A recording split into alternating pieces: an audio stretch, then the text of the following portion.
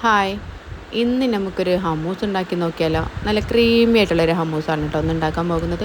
അപ്പോൾ തലേന്ന് കുതിർക്കാൻ വെച്ചിട്ടുണ്ടായിരുന്ന വെള്ളക്കടല ഒരു കുക്കറിലേക്ക് ഇട്ടിട്ട് ആവശ്യത്തിന് വെള്ളവും ഉപ്പും ചേർത്തിട്ട് നന്നായിട്ട് വേവിച്ചെടുത്തിട്ടുണ്ടായിരുന്നു കേട്ടോ.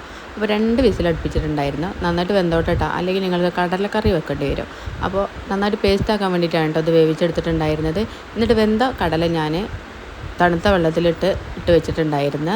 അത് ഞാനൊരു മിക്സിയുടെ ജാറിലേക്ക് ഇട്ട് കൊടുത്ത് ഒരു 1.5 കപ്പ് വെള്ളവും പിന്നെ അതിലേക്ക് ഞാനൊരു 4 വെളുത്തുള്ളിൻ്റെ അല്ലിയും പിന്നെ തൈന പേസ്റ്റ് ഉണ്ടോ, തൈന പേസ്റ്റ് ഉണ്ടെന്നുണ്ടെങ്കിൽ അത് നമ്മുടെ ഷോപ്പുകളിലൊക്കെ വാങ്ങിക്കാൻ കിട്ടും.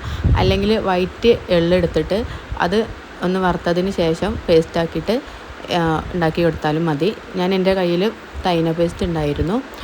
അതേപോലെ തന്നെ 4 ഒരു ഐസ് ക്യൂബ് ഇട്ട് കൊടുത്തിട്ടുണ്ടായിരുന്നു. പിന്നെ ഒലീവ് ഓയിലും ഒഴിച്ചിട്ട് നന്നായിട്ടത് അരച്ചെടുത്തിട്ടുണ്ടായിരുന്നു. അപ്പോൾ അരക്കുമ്പോൾ നല്ലോണം തിക്കാകും കേട്ടോ. അപ്പോൾ നിങ്ങൾ ആവശ്യത്തിന് വെള്ളം ഒഴിച്ച് കൊടുക്കുക കേട്ടോ.